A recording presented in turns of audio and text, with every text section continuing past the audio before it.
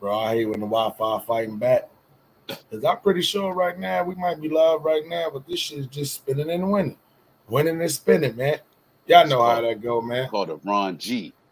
Facts, man. Just spinning and winning right now. I'm like, can we go live? Can we go Please. live? Can we? Yeah, we're definitely live, man. Smiley and Byrd in the morning. Y'all know how Yep. that go, man. Top of the top of the top of the top, man. AW Byrd, man, kick him off with a little something. Hey, look, man. The question is, can rap get any more dangerous? We just lost Pat Stay, and we don't know if it's connected, but he did just drop a game diss track. What say you? Tell me. This is your man, the gatekeeper. Never boring. Smiley and Bird in the morning. Smiley, kick to the intro. Hey, man, you know how that go, man. It's about that time, man. Wake your ass up, America. Smiley and Bird in the morning. Smiley and Bird in the morning. Smiley and Bird in the morning. Up from dusk to dawn it, keep yawning. Smiley and Byrd in the morning. Smiley and Byrd in the morning. Smiley and Byrd in the morning. Up from dusk to dawn, so keep yawning. Smiley and AW, that's what I'm telling you. At the tables right next to you. Like a vegetable. Spoken words has a written message too. Get the message, dude. Balls he spit is intellectual. Like professionals. The show about to blow, so boy, here's your warning. Harlem Smiley, AW Bird in the morning. No. Yes, sir. Y'all now tuned in to the Illest and Real Morning Pod Show on social media, man. Y'all know how that go. Harlem Smiley, the one, the only, the gatekeeper in the morning, Yeah. man. Top of the morning, man. Hey, man, back at you, man. You know what I'm saying? Happy Labor Day. Happy Labor Day. You know what I'm saying? For the people who are off, enjoy your day. Hey, for the people who got to work, find some way to bring yourself some pleasure. You know what it is. Shout out to the chat, Strictly Flames, Ron G's, Austin, Texas. Hey, let's get it, man. We in here today for a good one. Facts, man. This is your boy Harlem Smiley, man, from the one only Dirt Gang Digital and 21 Poker Slots. So if y'all like online gambling reactions, make sure y'all go over and subscribe to the channel, man. And my guy, the gatekeeper, man, is always here with me all the time, man. We about to kick this thing off right. So, AW Bird, man, what we got for him today, man? Well, man, you know what I'm saying? First and foremost, we really gonna get on what we had in the thumbnail, talking about what's going on with Pat Stay. I mean, every day you look up, every new day that you get to breathe life into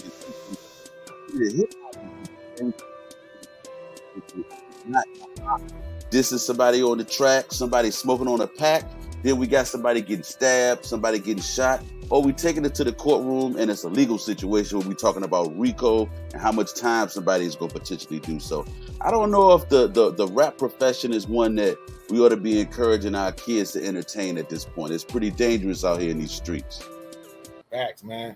So if y'all been in them streets sleeping, man, if y'all don't know what's going on, man, rest in peace to hip-hop rapper, hip battle rapper, Canadian rapper, legend, Pat Stay, man. And if y'all not familiar with the battle rap culture, man, and what's going on, man, Pat Stay is a Canadian battle rapper, a legend.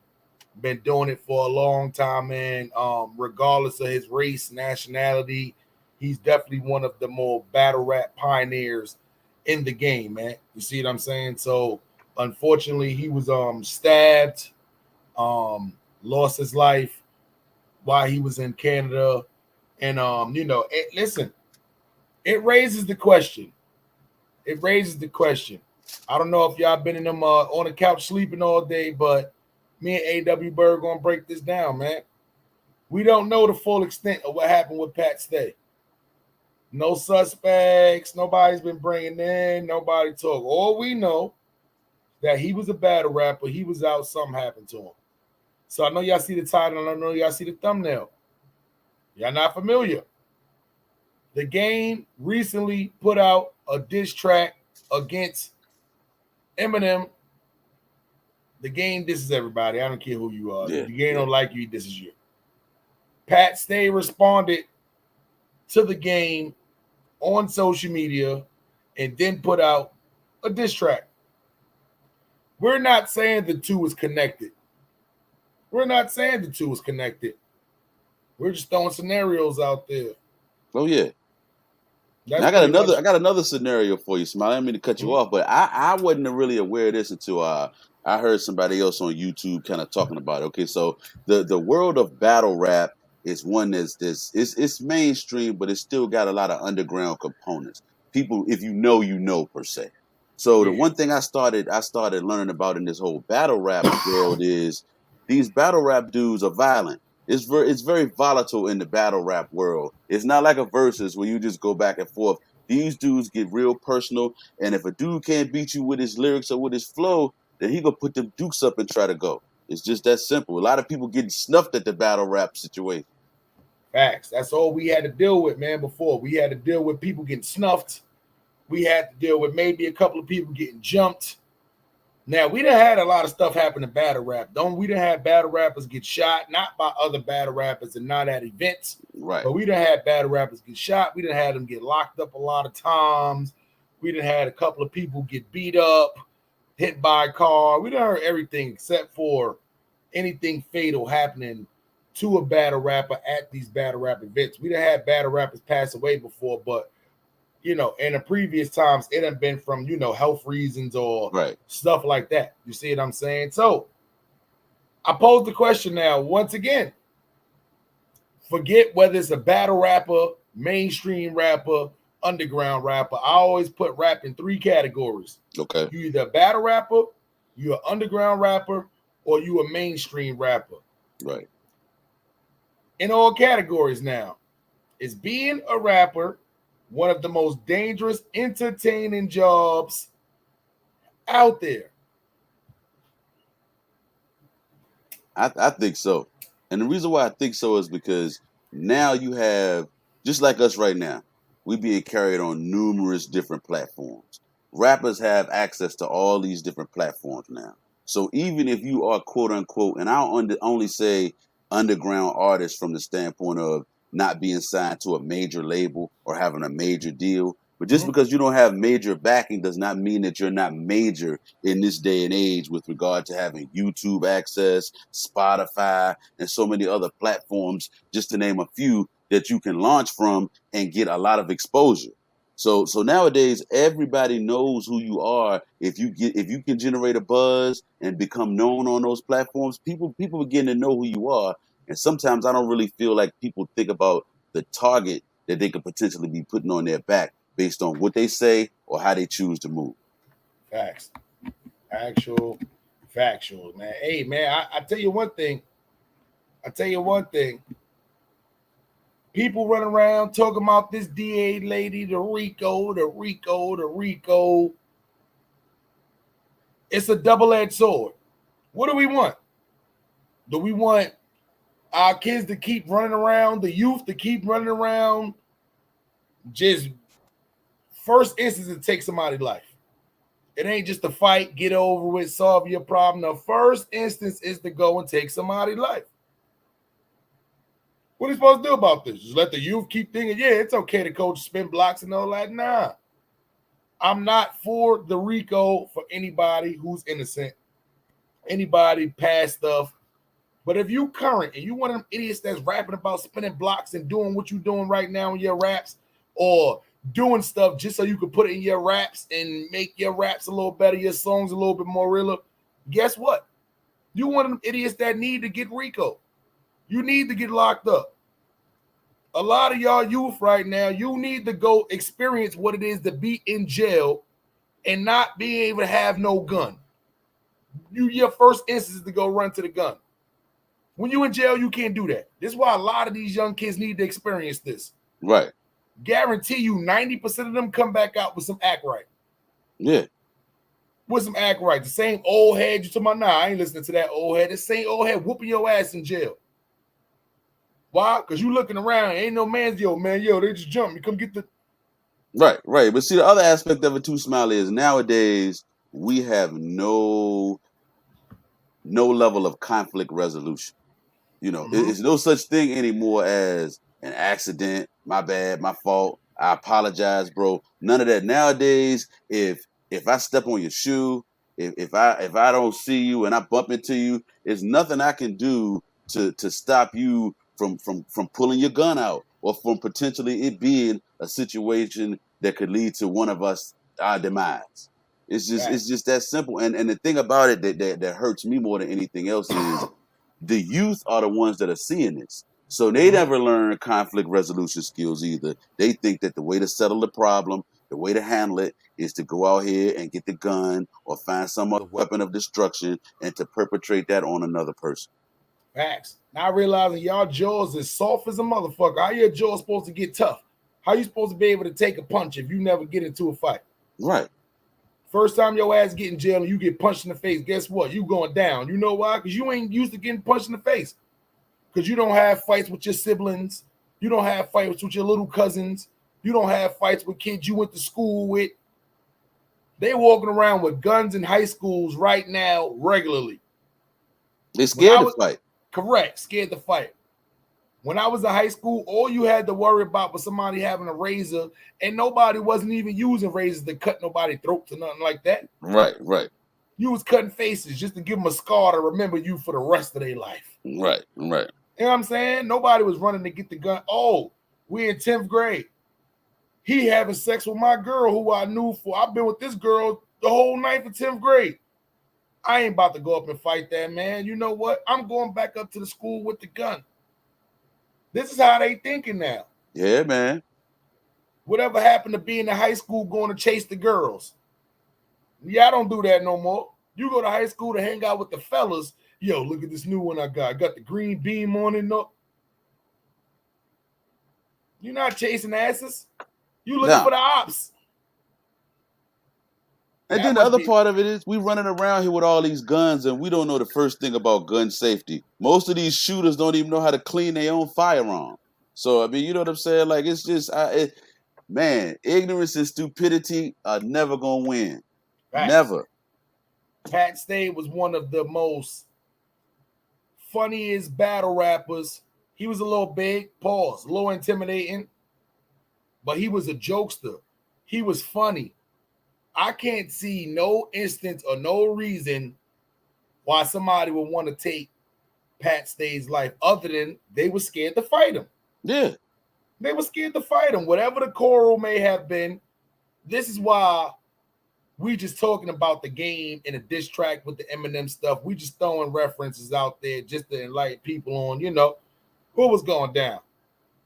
I don't think the game would have sent nobody on a mission like this, not all the way to Canada. Not to Canada, nah. The game is one of the people we know the game fights. We know the game fight.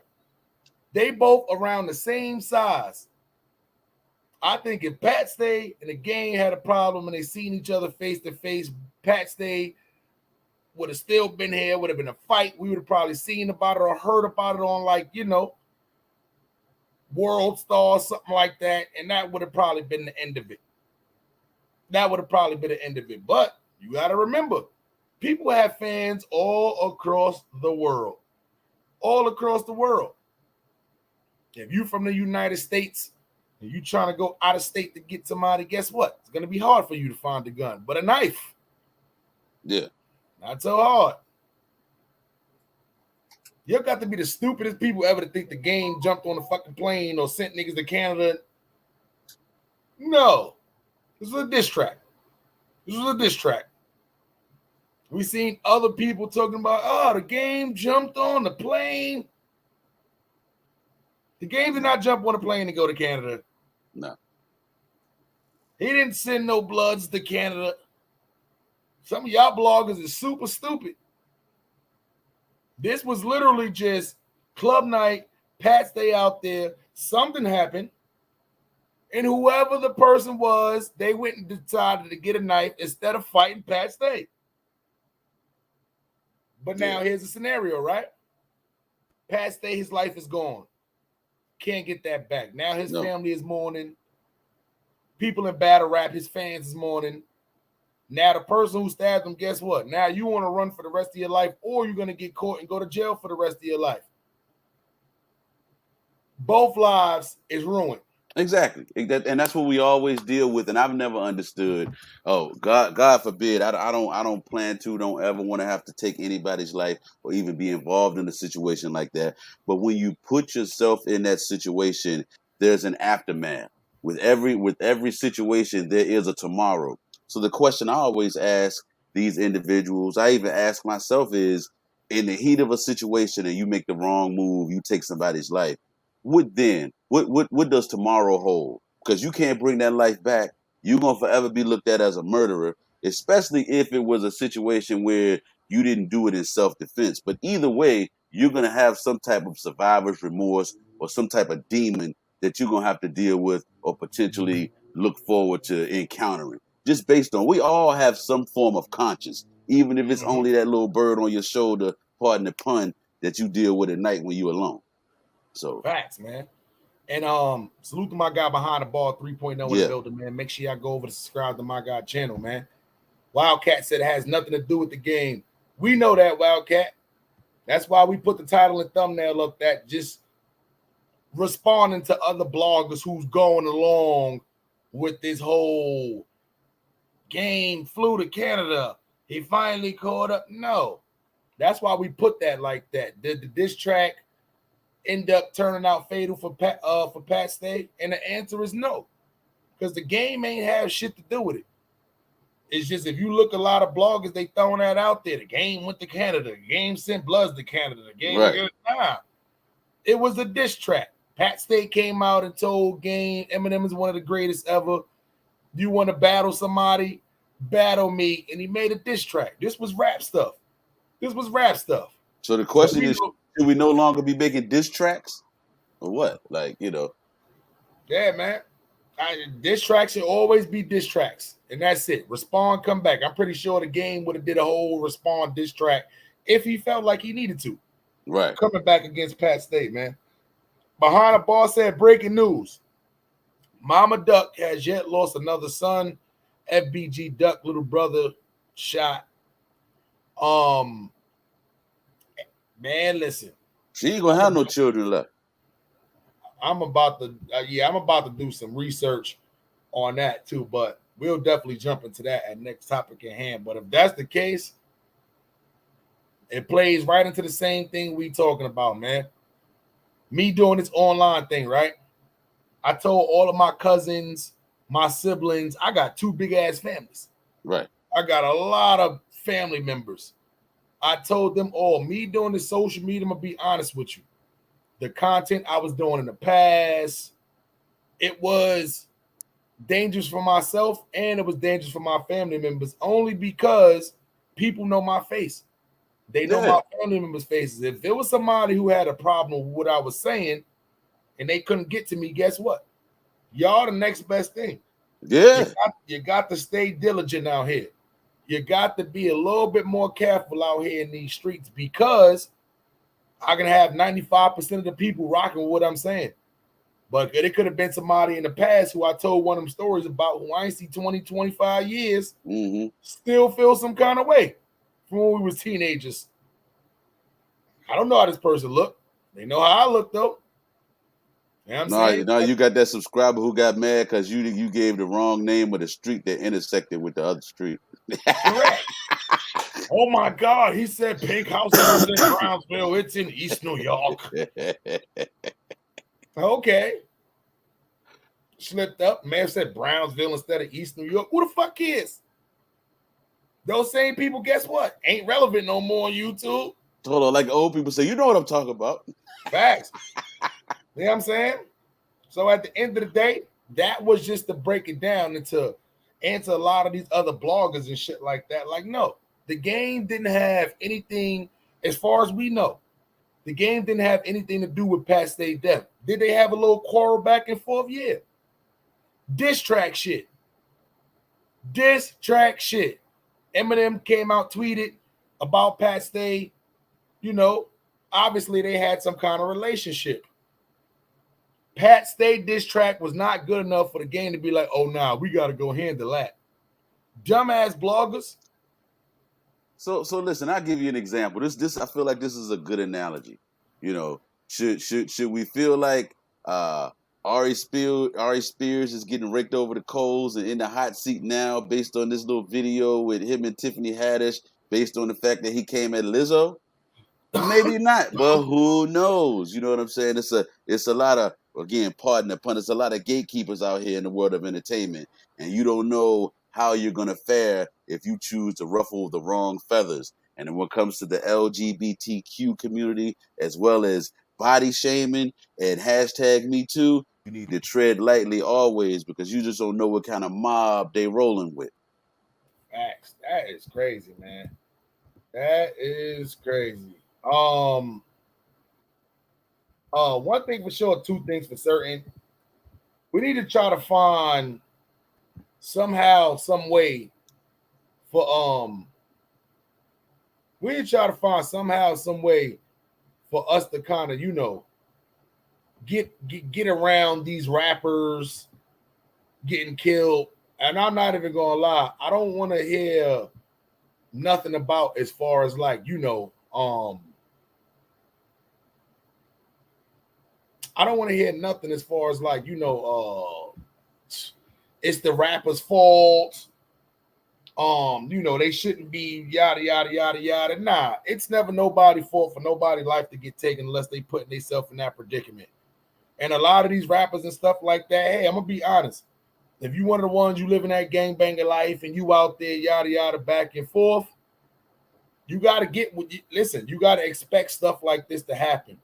But when you just somebody just living your life, there's no reason why your past should catch up to you all these years later because you got fame now.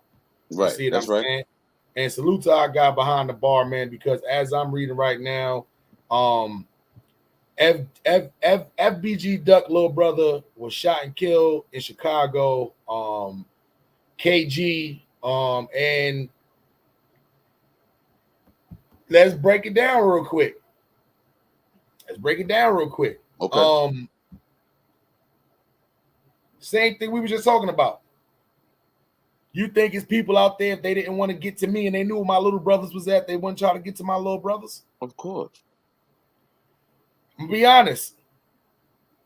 I said this a long time ago. Rest in peace, FBG Duck. I said this a long time ago.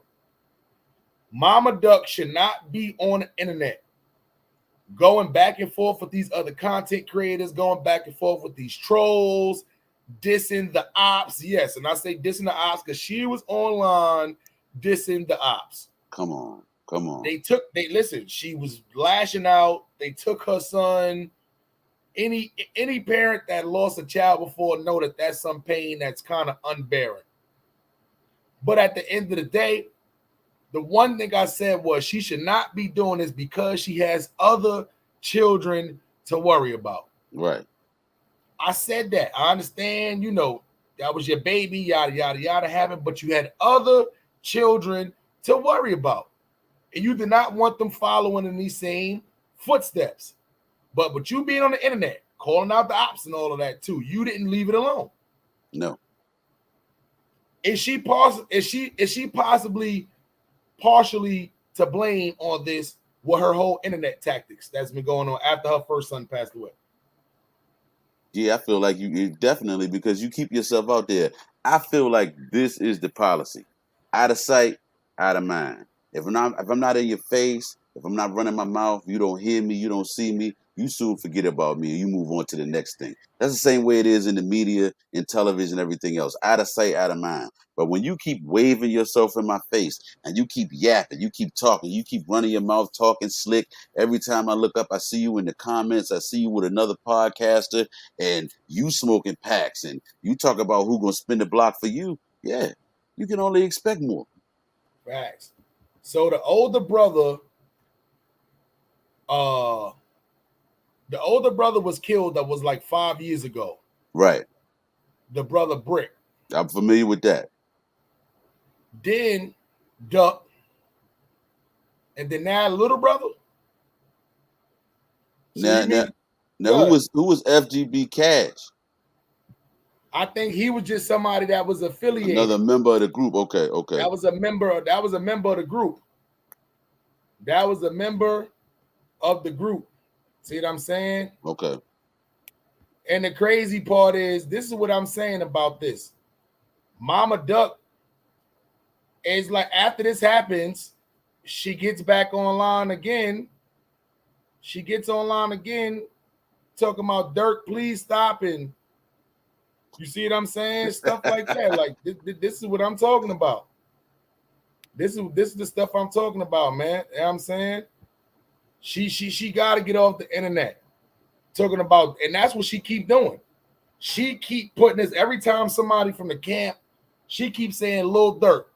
Lil Durk. Oh, wow. Lil Durk. Why you keep calling this man out? If you feel in your heart, he is the reason why your kids and your kids' friends, why keep calling him out on the internet? I'm sorry to say, but you now putting yourself in predicaments now and the rest of your family members. Definitely. You need to get the fuck out of Chicago. 3 of my kids got killed in the same city. I'm out of there. And you still on the internet. Every time somebody dies, you on the internet responding to it. Mad stuff on there. Mama Duck responds to the, like, damn. You ain't taking time to mourn your children? You instantly jump on the internet just to, like, what? One of my kids get killed, I'm not responding. I'm not going on no internet. Nah. You still calling this man out. You're not going to be happy. You're not going to be happy until shit just keep happening to you because you want to be on this internet. It's not worth it, Mama Duck. Nah. It's not worth it. I don't know how many kids you got left. I don't know. But for their sake, for the rest of your family members' sake, stay your ass off the internet. 5 years, 3 kids gone. Yeah.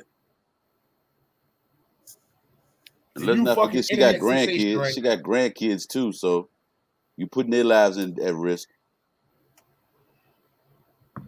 What are we doing here? What are we doing here? What are we doing here? You're way too old for that, right? What are we doing here? You on internet calling our ops. These young niggas ain't playing. They are disrespectful. They don't care about old ladies, old men. They don't care about mourning. They don't care about going to jail because they ain't experienced it yet. No. They don't care. So why poke at the bear? Why poke at the bear? And once again, I think if you ask me, just my opinion, I think Lil Durk got so much good shit going on right now in his life. He's on the verge right now to being what a Drake is, what a Lil Wayne is, what a Jay-Z is. Yeah. He's on the verge of being that. I don't think at this point in his career right now that he's thinking about catching up to the ops. I don't think right now he's going to risk it all by calling shots. Oh, this person's over there. We found out he's over there. Go call the shots. Nah. With all the wiretaps going on, people snitching, these rappers are very, I sure hope they are. Yeah. I sure hope you are smart enough to not even say the words. Because all they got to do is get caught up and say, you said the words. And guess what? Conspiracy. Hey. I never heard the word Rico used so much since Miami Vice. Facts. She got 4 kids left. Mama Duck, you got 4 kids left. Think about those 4 kids. Get them 4 kids out of Chicago. Please. You should have had enough money to get out of Chicago. Some of y'all old people, nah, this is my town. I grew up here. I'm going to live here. I was born here. I'm going to die here. But you know what I noticed about us as a people? We are very good at running into trouble. Not so good at avoiding. Yep. Bro, I just don't get it. I don't get it. And if y'all hear the way she be on this internet, it be like it's no remorse. It's no remorse. Like, you don't care. These young niggas are breaking. Yo, listen. When we was younger, old lady, old men, women, children, off limits. Not no more. Limits, not no more. Not no more. These young niggas running down, kicking old ladies. They don't have no respect. They don't have no respect, no sense of authority. Unfortunately, our era, 70s, 80s babies, 90s babies, we was having kids too young. We was having kids while we was kids. And unfortunately, a lot of us didn't raise these kids the right way. Right. You got to think, a lot of these 20-year-olds, 21-year-olds, our era, my era of age groups is having these kids right now that's running around spinning blocks. It was the girls when I was in junior high school, in the high school, that was having babies and stuff like that, who kids are now running through the community going crazy. Because they was the baby themselves. They didn't know how to raise a baby when they was a baby themselves. So guess what? They didn't do a great job.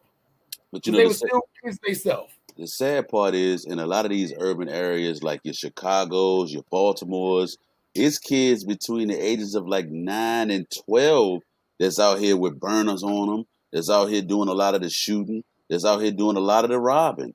And at that age, you play hard to try to even get a juvenile life conviction or even trying them as an adult. Yeah. Shit, they tried. I ain't gonna lie. I forgot what state it was that 9-year-old got tried as an adult. Yeah. For the shit he did. Hey, it's getting younger and younger. It's getting younger and younger. We just did a story about the 4th grader that shot the girl, went back to the house and got his aunt's gun. Right. You know what I'm saying? We done been doing stuff on these younger kids, getting younger and younger. Listening to this music now.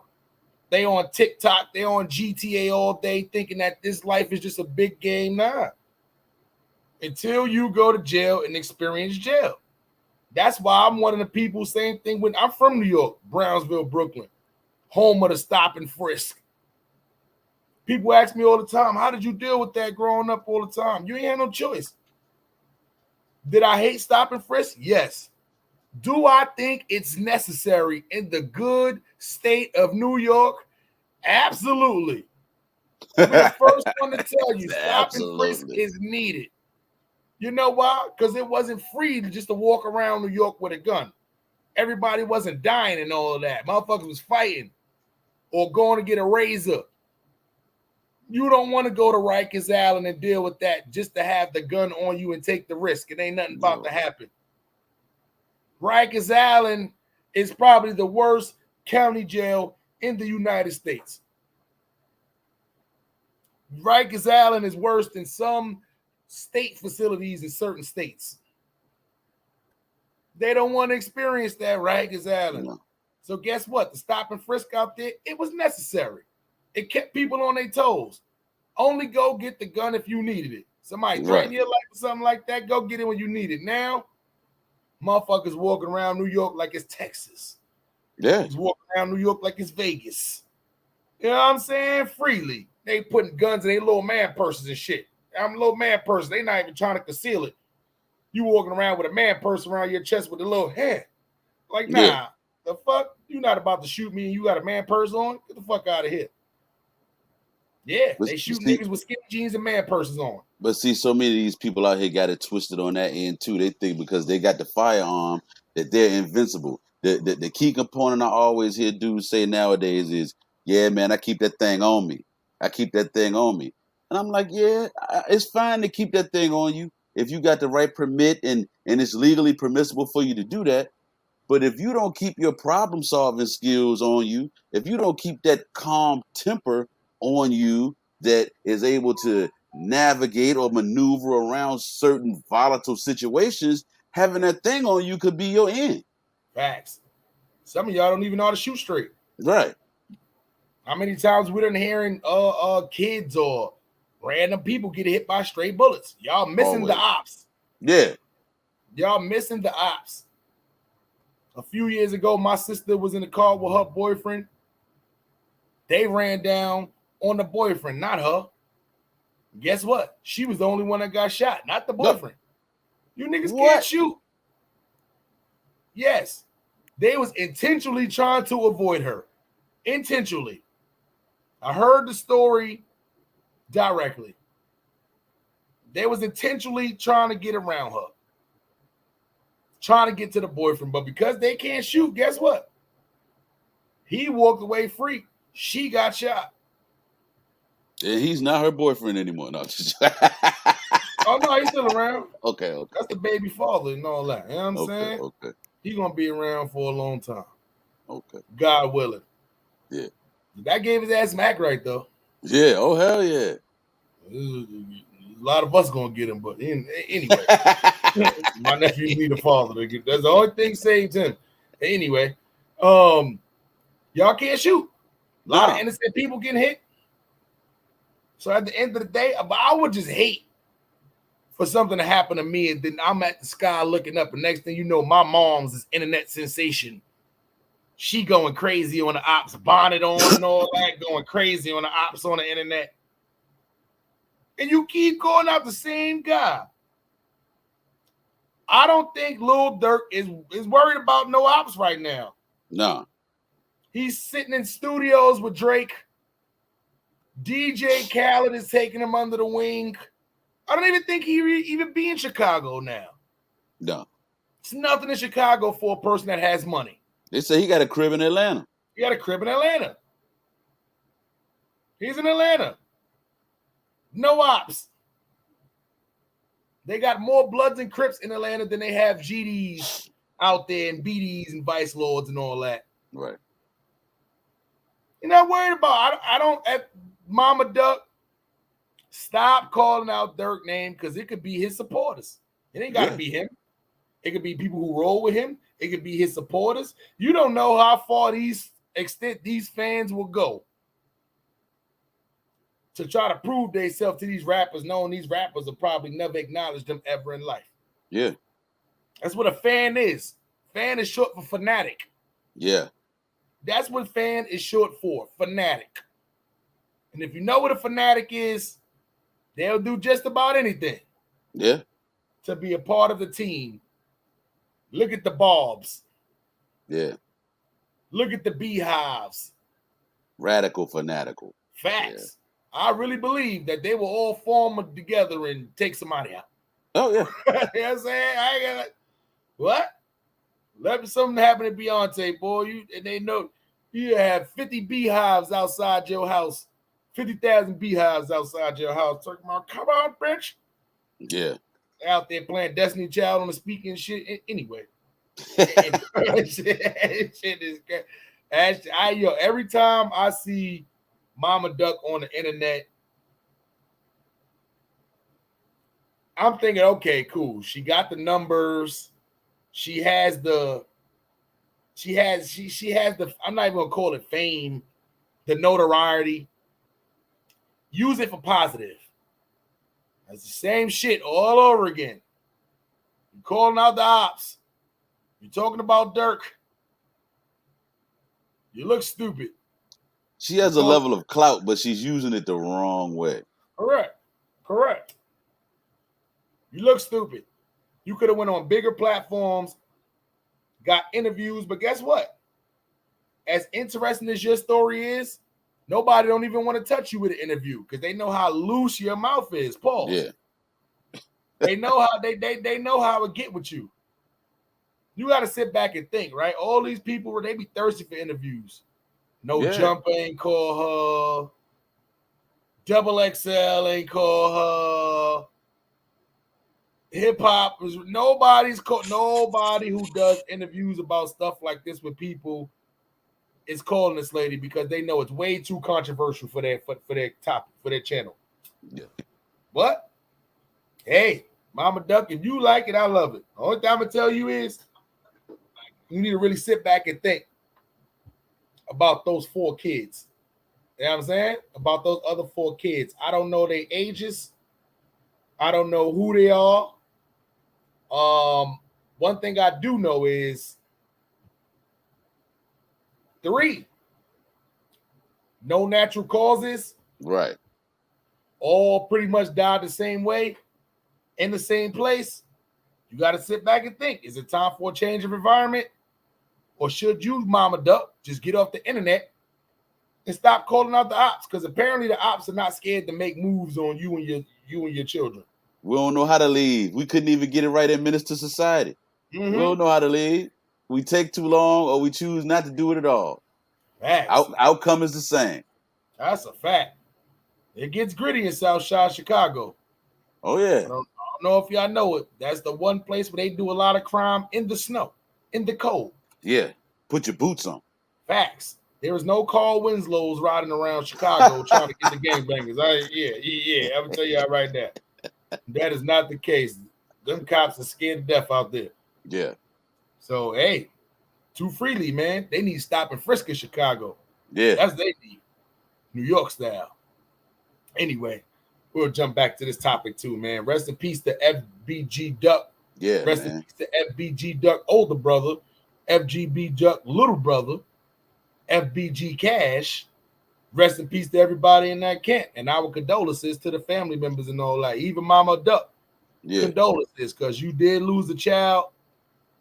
But, and I'm not saying it's your fault, but you got to sit there and think as a parent, you got to take some kind of accountability for the lifestyle that your kids living.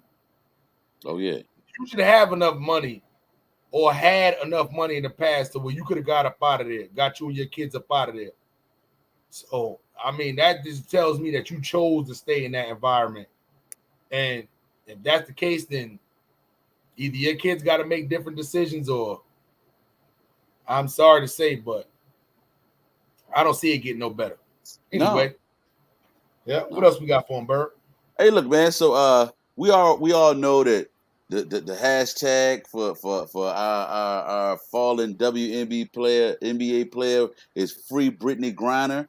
But at this point, with the WNBA season, getting ready to come to a close or closing already, a lot of the WNBA female players are saying that they're definitely heading back over to Russia to cash in on these big paychecks that overseas basketball is paying out to these women. It's far more lucrative to go to Russia and to Europe and some of these other places overseas and continue to play basketball than it is to even be playing over here in the United States in the WNBA. The only thing the WNBA is a label, but as far as the coin, as far as the paycheck, as far as getting that bag, yeah, you better go across the water. So I present you the question, being that these WNBA players are still thinking about going over there to play. Right. Is it smart for them, or is it stupid for them to go over there? Because now you got to choose, right? It's the bigger bag over there. Money may be low over here, especially for WNBA players. I don't know if y'all know this, chat. They get paid a lot more overseas WNBA than they do over here. It's not like the NBA players. Right. Think about it, right? They paid Kobe Bryant before $11 million to play one game in Russia. And he took that and played one game and made $14 million. They got a lot of money overseas for basketball players. Yeah. So I ask you the question, are these WNBA players stupid for even taking the risk? Or go-getters for they like, fuck it, I know what's going on, but I got to get to this bag. You always got to know your surroundings. You always got to know where you are and what's going on in the area that you're in or that you plan to be going to. I don't think that I would risk dealing with Russia per se because of that whole Ukraine conflict and everything that's going on with that. But I don't feel like anywhere else overseas, as long as you do your research, should be off limits. Because they definitely got that bag overseas for the women when it comes to basketball. I mean, it's more televised. The fandom is larger, and the opportunity to make that money is greater. So as long as you know that you're safe and you're going to be protected in the area that you're in and they're not about to go to war or they don't have any serious social conflicts with another country or somebody else, as long as they don't have ops per se, you should be good. Yeah. So the WNBA is a little bit different than the NBA when it comes to overseas. When you're in the NBA, you can go a lot of different places. They have a lot of different leagues for NBA players, or for men basketball players, I should say, overseas. However, when it comes down to the women's leagues overseas, they don't have too many options over there. No. Like, you literally got Russia and you got China. And it's one other place that I can't think about to where the men, they be playing all over. Iverson was over there playing. Marbury's still over there playing. Marbury got to be 46 years old He got a stood over statue and there. everything over there. Yeah, he's Correct. like a god. He's never coming back. You see what I'm saying? So Russia, when it comes down to basketball, but I will probably say they're the next biggest entity behind China. China is very big on sports. I will probably say Russia is right behind them because they're not good at soccer. You see what I'm saying? Right, so right, it's right. like basketball is kind of their thing out there. It's kind of their thing out there too. So especially with WNBA, a lot more women, you'll make more money going to Russia than you would China. On the men's side, you'll make more money going to China than going to Russia. So it's a trade-off. So it's like it's not too many options for the WNBA players. That's why the question come up, and that's why a lot of them are taking the risk. I'm pretty sure if they could have went and played here, they could have went and played here, they could have went to play here. I'm pretty sure they would have not even chose to even take this risk. But you got two options, and China teams may be filled up already. So it's like you go to Russia or stay in the U.S. broke. Yeah, but it's crazy. I just don't feel like the WNBA ever really. It when it first came into being, it had a certain level of buzz, but it has never really taken off like we really expected it to. Like let's think about it like this. Now, of course, it's an individual sport, but I feel like track and field girls, track and field women that are sprinters and tennis players, like of course like Serena Williams and others to name a few, they get more notoriety and have the opportunity to make far more money than these WNBA players. It's like the level is so much jaded that it just doesn't even make any sense. Yeah, I'm, and what's crazy is too. It's like the WNBA is exciting. I just think they never put the amount of money and effort Right, the into marketing. They didn't take full-fledged control and ownership of the marketing. If they branded that shit like they did the NBA and put put Lil Baby and the Baby and some people on the tracks and started goddamn pushing it, oh yeah, it would be way bigger. And they did in the beginning, and I don't know if that's the reason why they don't now, but we used to hear about the Cheryl Swoops, right, the Lisa Leslies, the Rebecca Lobos. They even had crazy sneaker lines through 90s. The WNBA sneakers and all that, though, too. A lot of them in the beginning was doing good. Soon as those caliber players left, I would probably say, besides like the Skylar Diggins and stuff, which is there now, getting a little bit on the older side. Right. You wasn't hearing about none of these WNBA players. I can't name one WNBA player that came in the league within the last, I would probably say, 8 years. Because they're not pushing it. Besides Brittany Griner, I would probably say.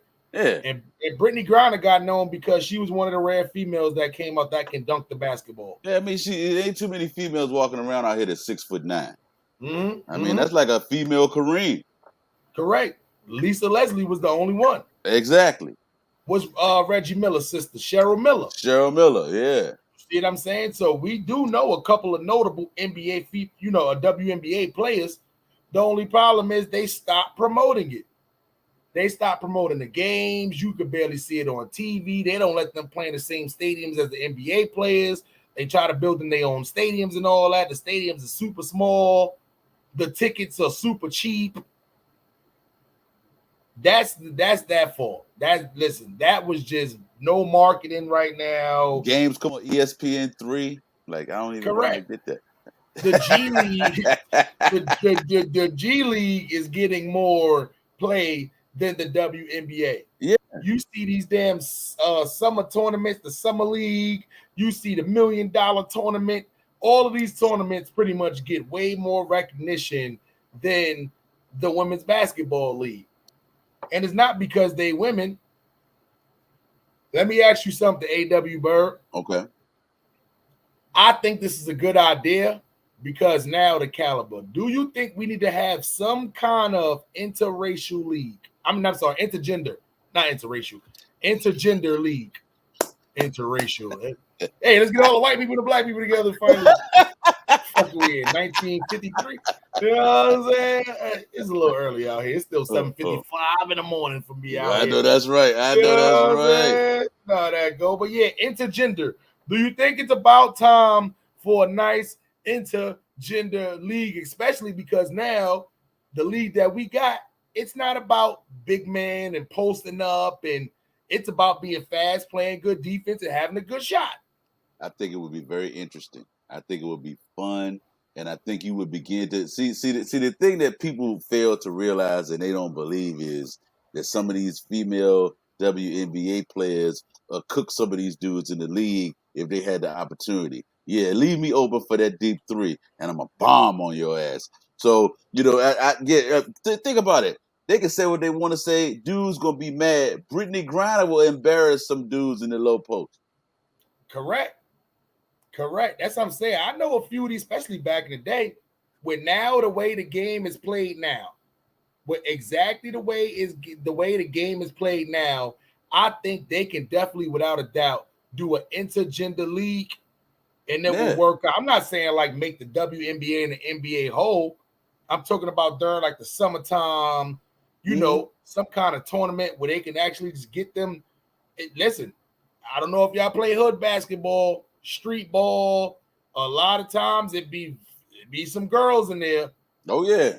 They ain't gonna be going to the rack and blocking shots and all that shit. But man, you talking about stealing the ball and playing good perimeter defense and hitting that 3-pointer, busting them jump shots. Yeah.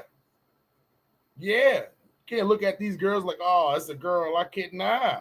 It's a lot of these girls are scrape y'all out here in these leagues, man. So I don't know. I think we just need to get back to it. But them going to Russia, if it was me, my kids would have literally had to been like, I'm opening my pantry, and the only thing I'm seeing is packs of top ramen noodles, cream of peanut wheat. butter. Yeah, cream of wheat. You got a Aunt Jemima pancake mix, but it's only a little bit left at the bottom. You can only make like 1.5 pancakes. And it's old because they still got Aunt Jemima on the box. No. Facts. That's racist. You know what I'm saying? That's racist. Use was Butterworth, motherfuckers. Yeah. Complete. You know what I'm saying? Yeah, I'm going overseas. I can't have my kid eat Pop-Tart for dinner. You know what I'm saying? That's kind of sad though, because that means, to be honest with you, all right, like it was this way like in the NFL way back in the day, like in the 60s. But right about now, if you're a WNBA player, you play your WNBA season and you get your salary. There is no off season. That's why I guess a couple of the chicks actually do commentary for ESPN and talk about sports on other levels. And you got to have a second job. That's a damn shame. I'm a professional basketball player, but I got to have a second job. That doesn't make sense. Yep, that's correct. And that's what their second job be. On the off season, they can't just sit around and then, enjoy life and all that. Nah, not them. When they get out, they got to look and see how they get into that next bag. Yeah. See what I'm saying? And if they don't get to that next bag, guess what? You got to wait for the whole next season to come around. And if you're not a Brittany Griner, that check is going to be super doo-doo. You know what I'm saying? And I don't see them getting a lot of endorsements. Like, I don't see a lot of, like, you see how LeBron got the Sprite, LeBron got the chip commercial, LeBron got, he got a couple of different endorsements out here. A lot of other NBA guys. But I don't see a lot of endorsements, like, for the hydration drinks, Gatorade, or any of that other stuff out here for the women that are stars. And that's how you promote a star. Once you start seeing people endorse and they get products that they can put their name behind, that just increases their popularity. Facts, man. Actual factuals, man. So, salute to all the WNBA players, man, that's thinking about taking that trip over there to Russia. Only thing I'm going to tell y'all is don't bring no weed pen. No. Don't bring no weed or nothing. No. Because guess what? They looking for the next victim to make an example of, to say, well, we got 2 of them now. What do you want to do, Sleepy Joe? You know what I'm saying? Salute to everybody in the chat right now on Facebook, YouTube, and Twitter, man. We appreciate y'all for rocking with Smiley and Byrd in the morning, man. We're going to get into the song of the day, man. We're going to take it to Brownsville today. This one right here is Rem the Villain. Yes, Rim the Villain, man. This one right here is Backstreets, man, featuring Eddie Kane and Frankie Smacks, man. Make sure y'all go over to Rim the Villain, man, and go subscribe to the channel, man. Go support the cause, man. We got. Smiley and Byrd in the morning, man. The illest morning show on social media. Yikes.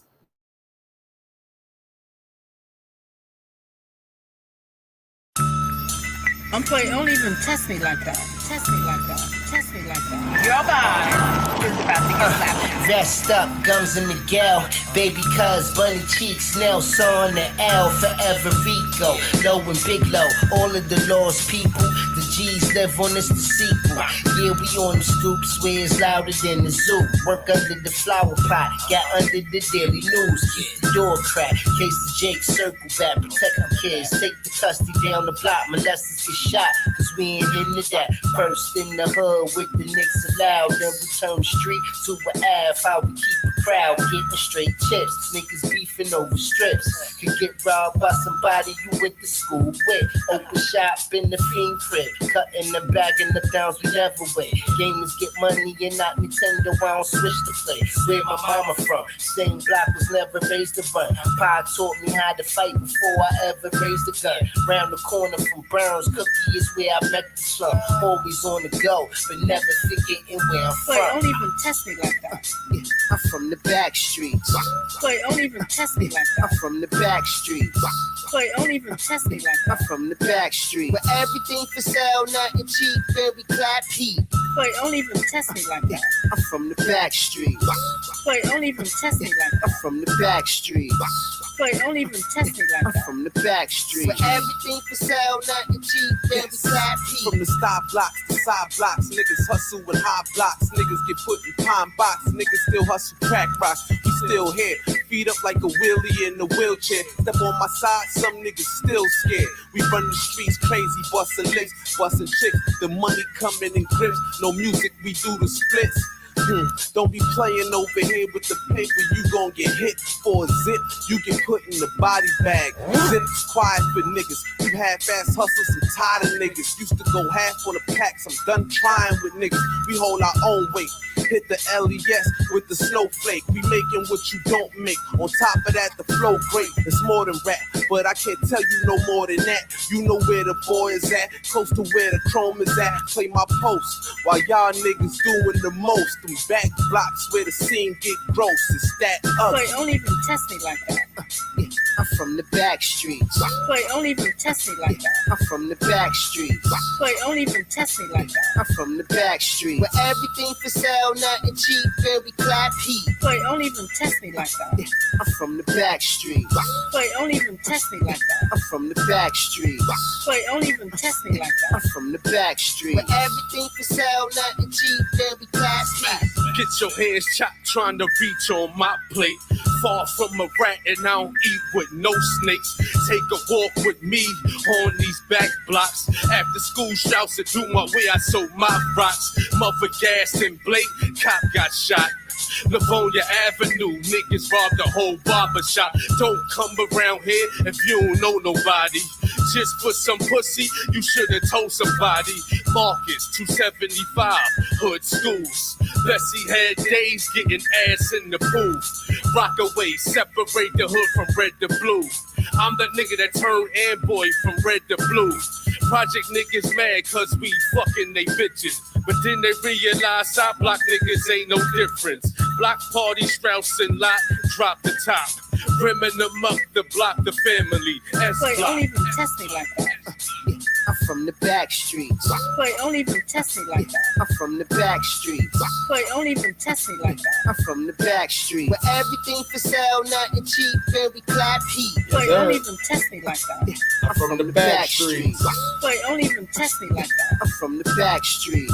Wait, don't even test me like I'm that. from the back streets. Where everything for sale, nothing cheap, very clap heat. That right there was Rim the Villain, Backstreets featuring Eddie Kane and Frankie Smacks, man. Make sure y'all go over to the channel, subscribe, man. Salute the Duck Down Records, man. Y'all know how that go, man. Side Block Records and all that. A.W. Byrd. Yes, sir. What's the word, my good man? Man, you know, in the world today, I guess as it should be, we on a Labor Day holiday. You know, that's pretty much celebrated all over. It's the holiday stuff is closed, so not really too much going on in the world today. But I will say that this has definitely been like the first real summer that we're getting over where everybody was really outside per se. You know, a lot of the COVID stuff was relaxed. People took matters into their own hands and they tried to get things back to quote unquote a sense of normalcy, if you will.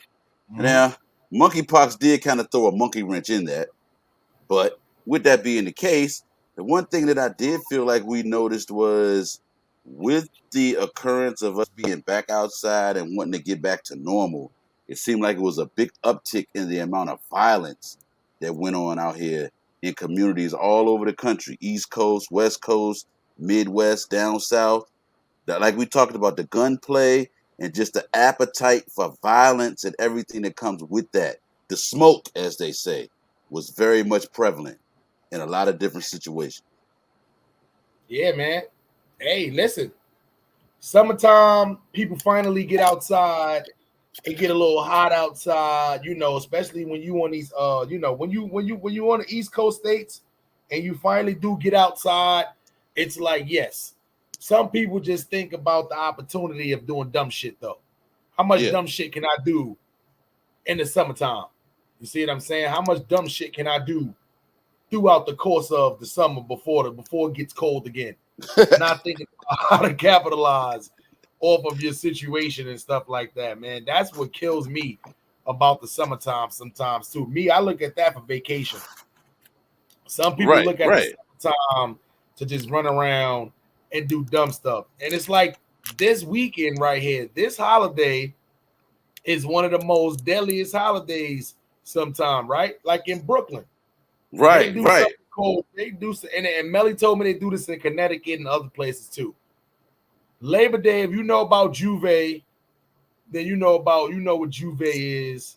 It's a celebration for anybody who's labored, anybody who's a minority that labored. This is a day for you to celebrate right here. This is why it's a holiday right here. So if you're from anywhere outside of the US of A, this is kind of like a celebration for your nationality.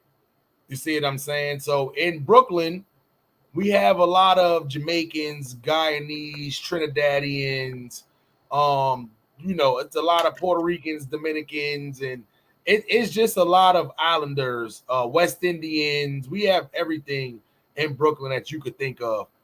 So Juve is a midnight festival. It's a midnight parade.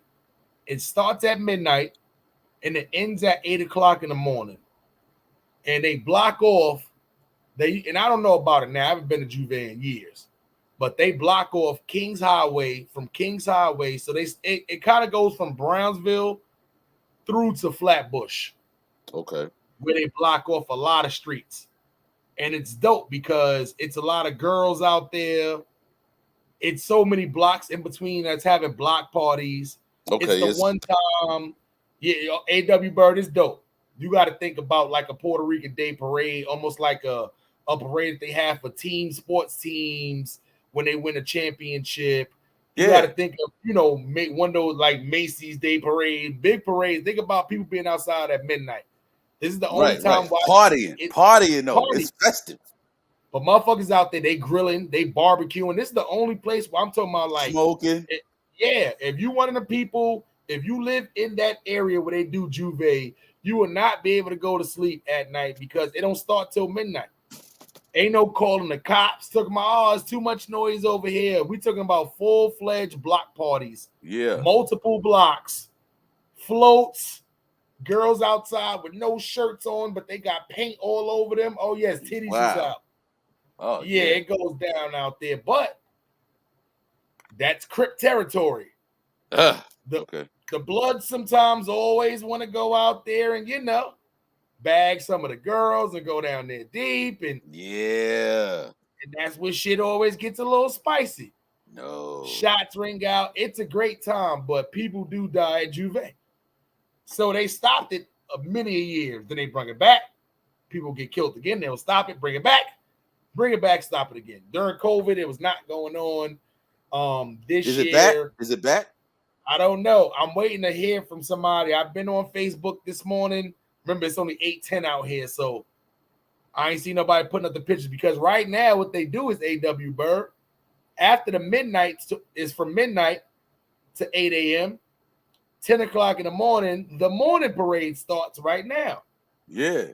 So the morning parade is going on right now. So it's you get 2 parades back to back. So the motherfuckers who not coming outside midnight to 8 o'clock, they get to enjoy because the morning one is jumping. Now you got people that's standing outside that's selling stuff. The vendors is out there and they're making the drinks.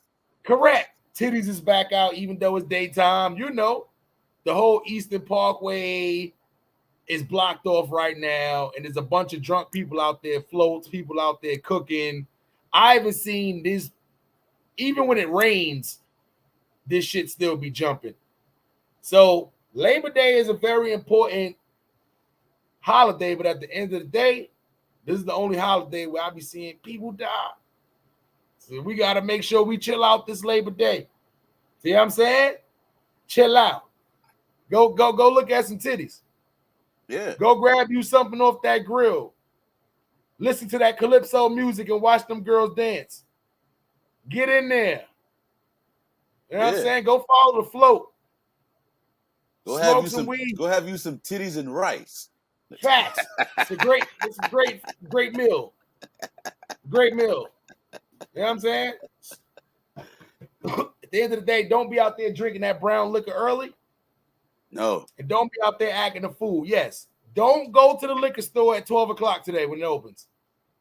And go get you the big bottle of years. You gonna go on Eastern Parkway? Nah. You drink a Hennessy at 12 o'clock. Guess what's gonna happen about 3, 4 o'clock? You're either gonna be ready to go to sleep or you're gonna be ready to fight. No, I saw that happen. Like, man, years ago down at Daytona Beach, some dudes from New York was down there and they had the big Henny bottle. I mean, the Grand Hennessy. Put it like this, they had the big hen dog. And man, they got to drinking that Hennessy out there in that sun. And by the time it hit like 2 o'clock in the afternoon, that Hennessy was winning. Yeah. Winning. The Hennessy wins every time. Hold on, Bird. Just getting my air conditioning unit right over here. Tell them the story. So the dude's drinking the Hennessy. Their man started throwing up. I don't feel so good. He started early. He throwing up all on his chain. His wife beater got Earl on it. He is just Earl Campbell.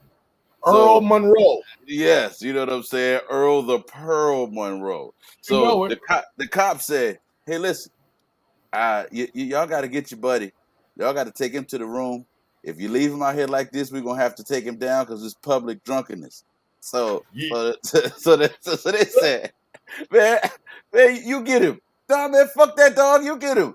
Man, he throw it up, man. I don't want that shit to get on my clothes. It said, man, it's all in his jewelry. Yo, yeah. That's got to be the nastiest thing ever for you to be throwing up chunks of Hennessy or whatever you ate early and it's stuck in your chain. Yes. He was stuck in the Burger King, the little Burger King play area. He was just sitting there with his head down. He couldn't even talk. I was like, oh, man, this is not going anywhere. The girls was walking by. I know some girls he probably tried to holler at. He was talking shit to. They was like, ooh, he's sick. He don't look so. Look, he threw all up on his chain. Yeah. Yo, that's why I be weirded out, too, when I be sitting in bars and shit like this. And out here, like, you hear other nationalities or young motherfuckers coming there. Listen, maybe it's just me. But when I'm sitting in the bar and I hear the white guy coming there, and he be like, hey, can I get 2 shots of Hennessy? I look over and go, what? Like, what? Brad and Becky is taking shots of Hennessy? Like, what the fuck when did y'all start doing that? Yeah. I'm going to be honest. Black people, we're getting away from Hennessy. When I see people come in and you hey, yo, can I get Hennessy and Coke? I'm looking at y'all like, really? That's what you drinking? You must either just started drinking. Hennessy now for the youth is that's the drink to front with. That's the drink to front with. If you want to make yourself look like somebody now, I'm talking about for the younger people. Go into the bar and order Hennessy. If you're a young Latino, if you're a young white man, if you're a young Asian man, and you got a black bartender, go in there, ask them for like 2 shots of Hennessy, and watch how they look at you like, yeah, I got you. Let me get some ID. You know what I'm saying? You trying to fool me in here? Like what? Hennessy. That's been known for a black drink for a long time, but now I see black people. We drinking shit like tequila. We always drunk vodka. But black people are now getting tuned into tequila, tuned into whiskeys. We ain't start drinking gins yet, but I understand. It's a couple of girls out there act different. But I'm saying, when I see a girl and she's like, "Can I get that Bombay Sapphire?" I'm like, "Oh shit! Oh yeah, she about to fight somebody." Yeah, you're a live one. Facts. No chaser on the rocks, please. What? Ew. Oh yeah, nah. That pussy is rough. Hey, look, hey, on the rocks, no chaser. Where your taste buds at?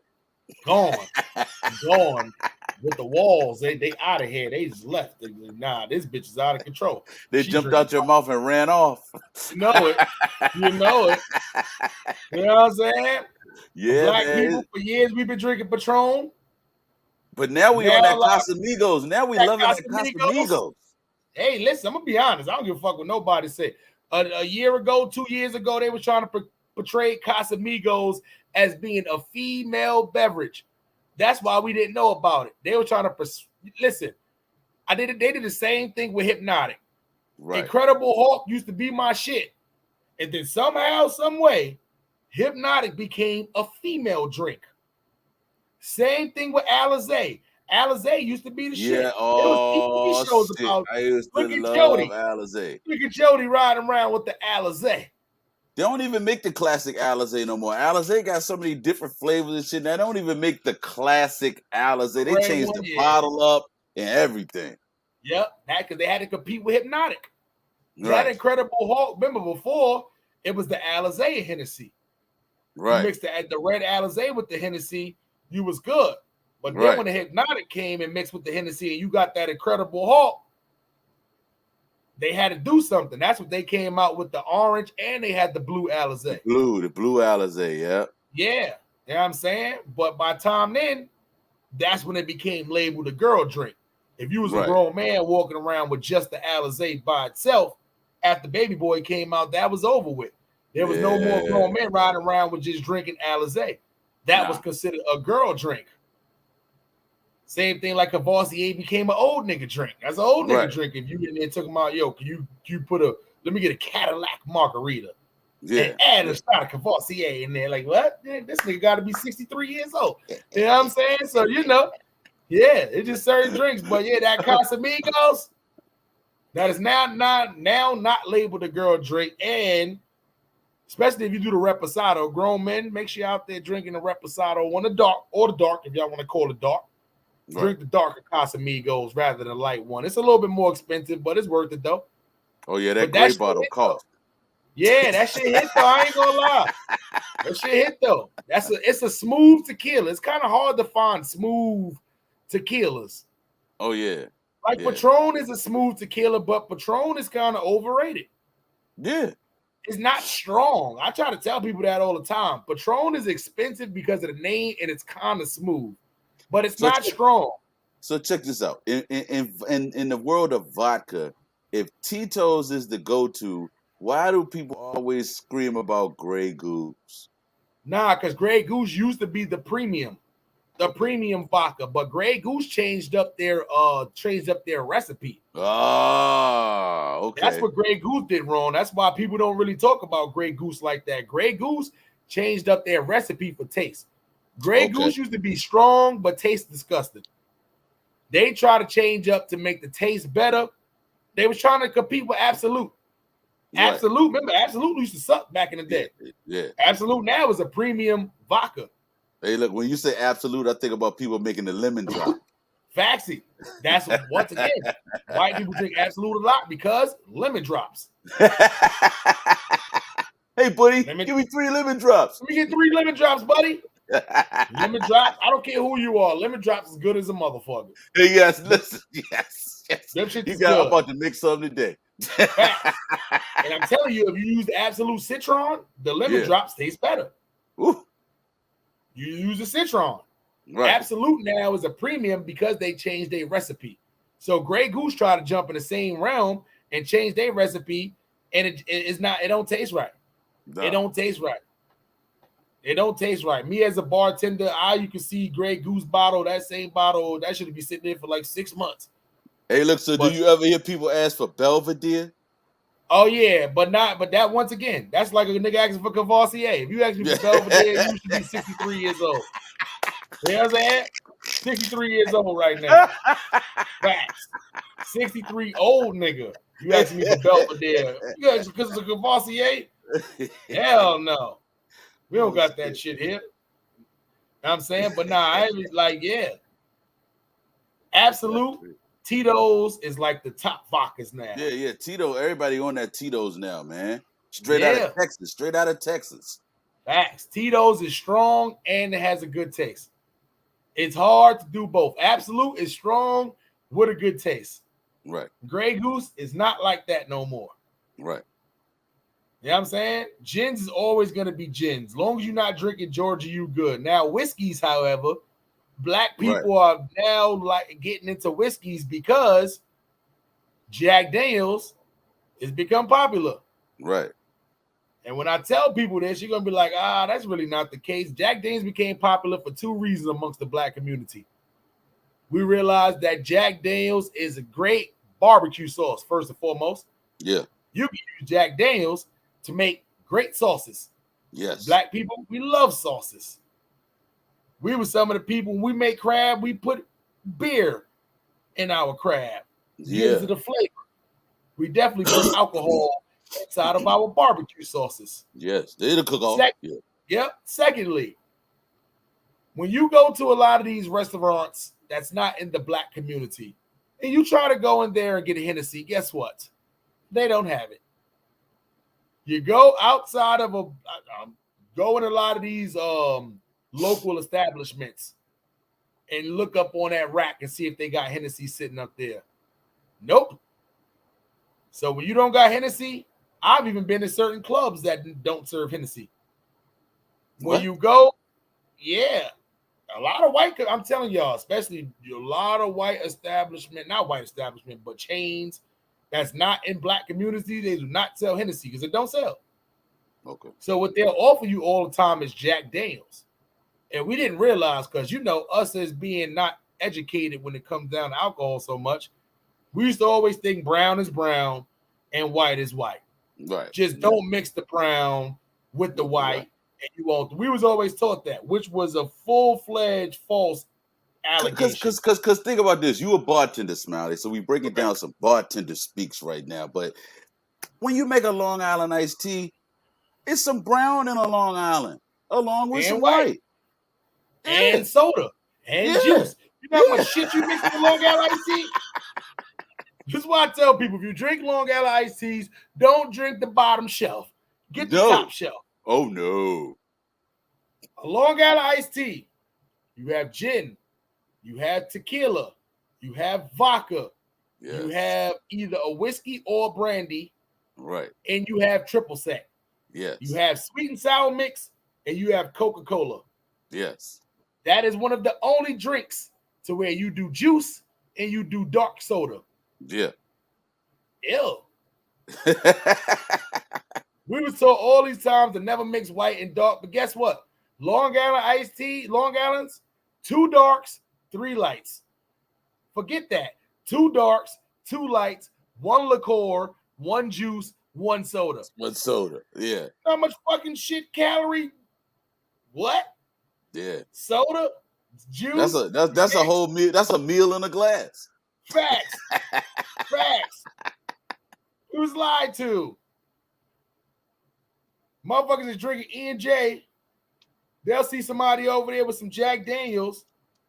They'll see somebody over there with Hennessy. Then they'll see somebody over there with Crown. Oh, I'm going to do is just keep the brown with the brown and I'll be fine. No. Niggas sitting over there drinking gin. Gin to vodka is the worst combination you can go back and forth to. Yes. Oh, it's white. Number drink is white. But it's not gonna turn out right. It ain't gonna turn out right. That's why people who drink Long Island iced teas, I'd be like, man, y'all just trying to get drunk quick. Yeah. You want to get drunk quick and you don't want to spend a lot of money, order a Long Island iced tea premium. There you go. Guarantee you. There you 2.5 go. ounces of alcohol inside of there. It's gonna give you the sugar rush you need. It's everything you need. It's in one drink. Smiley, I'm old school, you know what I'm saying? So we ain't got a lot of money to be out here big balling. You know, I'm a pregame at the crib, and then when I hit the bar, when I get where I'm going, hey, give me a top shelf Long Island. I can sip that thing. I done already pregame. I done hit my L. Now I can, you know what I'm saying? I can chill. Yeah. You know what I noticed the white people do? This is why they're always early to events. They pregame outside the events. Yeah. I go to a lot of events now, a lot of stadiums and shit like that. I always pull up 15, 20 minutes before start. They done been out there 2 hours. You know why? Because they got their little coolers. They got their blunts, their cigars, or whatever they smoke, and their conversations. And they doing all that shit. They not waiting, because think about it, right? You pregame at the crib. You know, you got to drive 30 minutes to get where you at. Now you got to stand online to get to where you at. It'd have been an hour. Your pregaming is down. Yes. Your shit going down. Mary J. Blige style. But you do like the white people do and just pregame right outside the what's the name. By the time you get inside this stadium already, that's why they all drunk and riled up. Yeah! Give me a Bud Light. Because they done did all the hard shit outside. They done did all the hard shit outside already. You know what I'm saying? They done cracked 6 packs. They done sniffed. They ready to go. They're ready to go. So that's what I do now. I park right next to them, and I make them uncomfortable when I light up my blunt. Now, well, white man, you standing here drinking beers. I'm going to smoke this weed. You going to do your cocaine, and I'm going to just, you know, look the other way and get away from you just in case the cops come. But, yeah, other than that, though, we good. Yeah. You pregame, I pregame, but don't look at me funny when your whole car smell like weed. I don't care. Parks and Wells, fucking Bradley. Yeah. They be having little TVs and shit in the back of their trunks and shit. They be bringing the little mini TVs and shit, watching other games before they go into the. It be ass cold out there sometimes. I be like, y'all motherfuckers are stupid. We in Inglewood. Like, what? Yeah. We in Inglewood. Y'all motherfuckers really comfortable standing out here in the parking lot? Nah, don't do that. What? Don't y'all do that. Crazy as a motherfucker. I'm not pre-gaming outside of Inglewood. Where my gun at? That shit gotta have right next to the blunt. I'm good. Hey, look. It'll be a real game. You go out there to pregame and end up in sudden death. Right. Yeah, end up like that. Next point win. Oh shit. Yeah. Whoever you know gonna die. Oh shit. You know what I'm saying? That shit crazy, man. It turned into the Squid Games. Oh no. That shit crazy, son. Oh man. If I ever woke up in the Squid Games, man, I'm telling yo, that's my favorite genre of like shows and shit on there too. Is when people was either stranded somewhere or where they just wake up and don't know where the fuck they at and gotta figure some shit out. Like it's one movie, this lady wake up and she's buried alive, like she in a box. Oh no! And it's a note, it's a flashlight, and she got to figure out her way out of there. People wake up on islands and shit and don't know how they got there. What the fuck? The woods. And my girl, man, I told my girl I'd be in here. I know how to forage food. I know how to. This little house right behind me. If I was in the woods stuck, give me about 3 months. I'd have built this shit from scratch. Right. YouTube video show you how to do everything. Oh hell yeah! I know what plants I can eat, what mushrooms and shit I can't eat. I know how to forage. Exactly. Some of you people can't even spell forage. I know how to forage. Guess what? Just in case if I ever wake up, oh shit. Alan, plane crash, but I ain't dead. Yeah. Oh shit. You know what I'm saying? Like, nah, I can't just be out there trying to. I gotta know which animals is fast, which ones I can eat. Which ones is scared? Which ones is territorial? I gotta know all that shit. Yeah, definitely. People think all bears. Nah, I ain't all bears. Black bears and grizzly bears, two different. Black bear, run away from you unless you playing with one of their kids or something like that. Oh, grizzlies coming at they trying to make you some storage meat for when they go and sleep for a few months. You're gonna be storage meat for the grizzly. Yeah. Our niggas gotta hang their food up and all that outside to make sure let it dry out. Nah, you gotta do that to make sure the animals don't get to it. Oh yeah. You don't want them to come in your house and rattle your shit, so you gotta have that shit up high. But guess what? Them niggas learn how to shake trees and climb and all kind of shit. They end up getting that shit. Yeah. I know how to fish. Go get me a twig and get me some. Anyway, anyway, I better learn. I don't want to wake up in the woods and not know what to do. Fuck that. Forge gang, go don't bang it here. A.W. Byrd, I know you got one for the squad today. Oh yeah. I got a good one today, man. You know what I'm saying? It's a long one. It's gonna cut. It's gonna cut. I got one today. Hey man, without further ado, man, let's get into it, man. Our guy, y'all guy, man. A.W. Byrd, the gatekeeper in the building. Time to get into a little bit of spoken word with our guy, y'all guy, Arthur Byrd, with the spoken word. Hey, E. Byrd, I'm hungry. What we eating today? Oh, I sure hope it's infused. And by the way, my kneecaps hurt. What y'all got for that too? Let's get it! Yeah. The gatekeeper in the building. You know what it is. The plan is to always watch. Stand. When you see the can go, it's already written. The gatekeeper is here and he's about to start spitting. We're gonna be talking about flossing in the flames. See, everybody want to floss, but tell me, how much does it cost to floss? See, you might pay that price with your life. Flossing in the flames. Flossing for the camera outside, we so lit. Telling on yourself legal shit is legit. Puzzle pieces fit when the charges hit. Regret is what you feel from the bars you spit. Blackmail no bail, in a cell you sit, stressing like a bitch about the time you gon' get. This is real life, not a comedy skit. Friends become foes when the lies split. Little bit of money, little bit of fame. Pieces come up missing when you play this game. Names may change, outcome is the same. A hand left in the fire gets cooked by the flame. Crime is glorified, truth is vilified. People are terrified, how much more can we take? Outcome is death from poor decisions we make. Quick to take the bait when we know it's fake. We focused on the icing when we need the cake. A lot of people sleep because they wake and bake. Something coming off when we make the tree shake. When the lifestyle is hot, they send feds to the block. Football prison time, leaving niggas in shock. Big time giving out, like a Flavor Flav clock. We still running around trying to recreate Pac. By the streets and the feds, I see rappers getting knocked. Check the time on the clock and stop getting knocked. Gatekeeper in the building, God willing, you know what it is. Never boring. Smiley and Byrd in the morning. Yes, sir, man. It's only right that we get the black people to clap it up one time for the one, the only, the gatekeeper, man. A.W. Byrd. Black people, clap it up one time.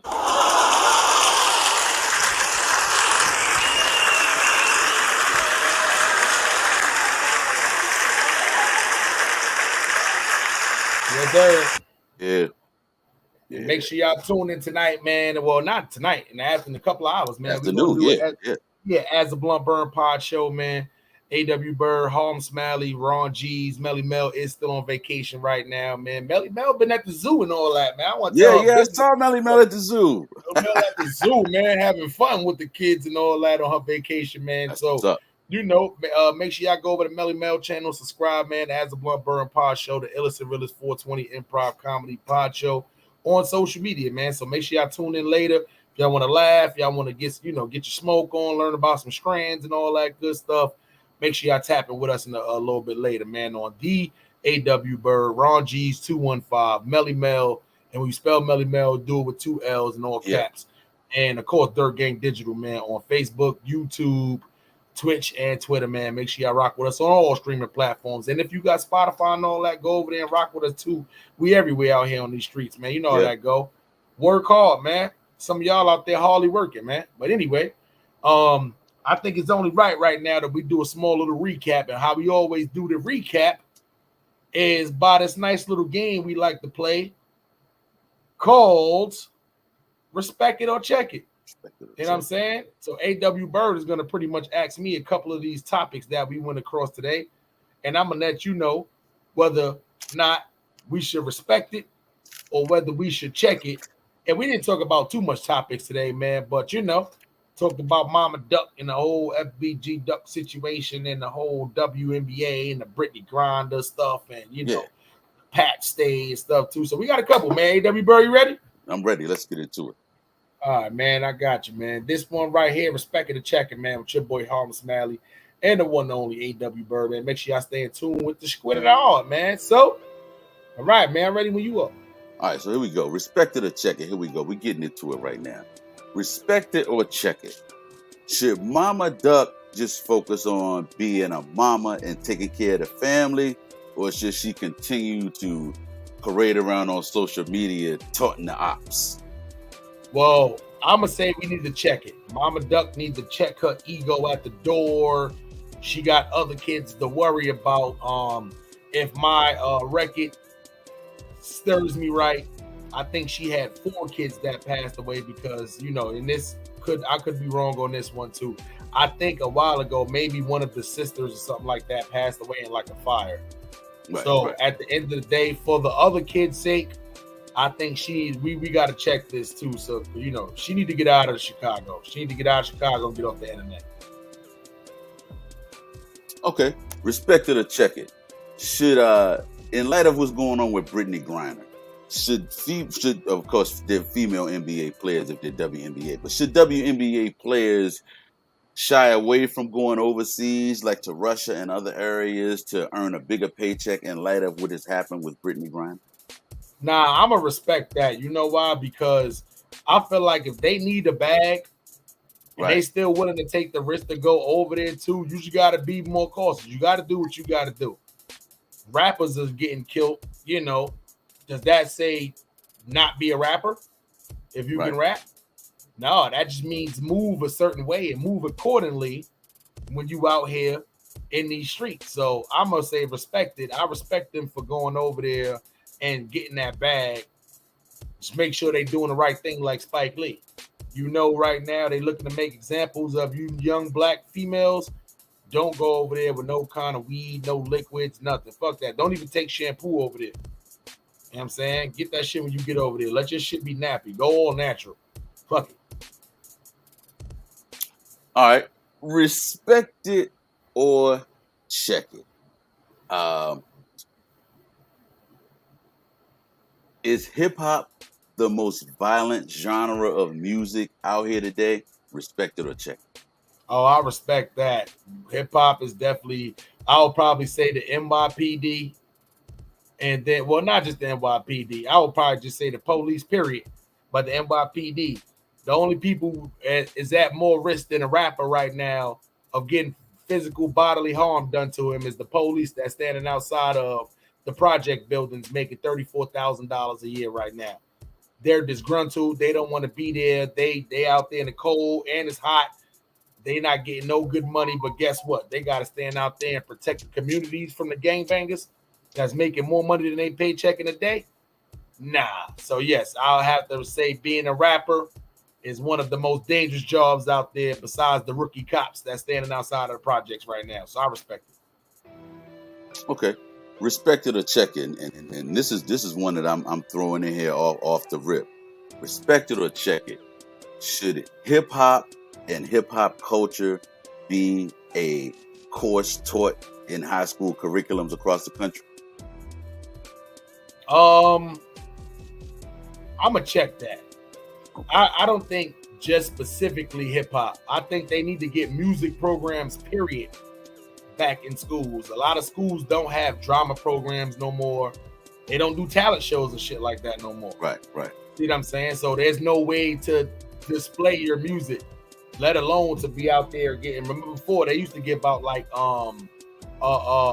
music scholarships and stuff like that. Oh yeah, definitely. You don't get scholarships for music no more because right now it's like these kids don't even know how to read music, let alone learning how to play instruments and stuff like that. It's like, nah, let's go try to rap, let's go try to sing, let's use auto-tune. They don't got to do no voice. They don't realize a lot of these singers and stuff like that, they went to voice classes and how to hit notes and all this stuff. None of these people are doing this no more. So it's become a lost cause right now too. So I would say check it, because I think they need to put all music programs back inside of the these schools. Okay. Respect it or check it. How do you agree with the public displays of affection that men are putting out here in the hip hop industry, i.e., the MTV Awards, Video Music Awards? You know what? I'm gonna respect it.